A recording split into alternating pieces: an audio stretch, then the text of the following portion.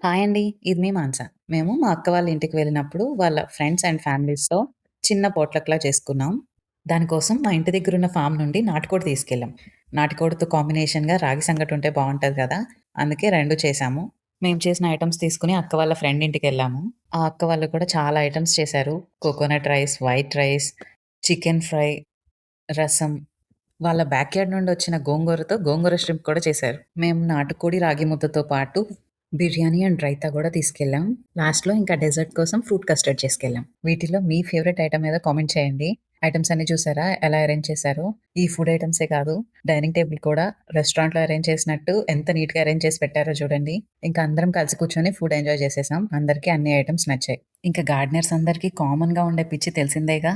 ఎవ్వరింటికెళ్ళినా compulsory వాళ్ళ backyard explore చేయాల్సిందే. ఈ అక్క వాళ్ళు కూడా తక్కువ ప్లేస్‌లోనే చాలా వెరైటీస్ పెంచుతున్నారు. ఇక్కడ స్టెమ్‌కి చిన్న చిన్న వైట్ ఫ్లవర్స్ లాగా కనిపిస్తున్నాయి కదా! ఇవి మన బ్యాక్‌యార్డ్‌లో కూడా ఉన్నాయి. ఇది ఏ ప్లాంటో గెస్ చేయండి చూద్దాం. నెక్స్ట్ ఈ ఫ్లవర్స్ ప్లేస్‌లో చిన్న చిన్న బ్లాక్ సీడ్స్ ఫార్మ్ అవుతాయి. ఇంకా ఎన్ని ప్లాంట్స్ ఉన్నాయో చూసారా? తులసి, బనానా, గోంగూర అండ్ ఇంకా చాలా వెజ్జీస్ కూడా హార్వెస్ట్‌కి రెడీగా ఉన్నాయి. అక్క వాళ్ళు ఫ్రీక్వెంట్‌గా ఈ బనానా లీవ్స్‌లోనే తింటూ ఉంటారంట.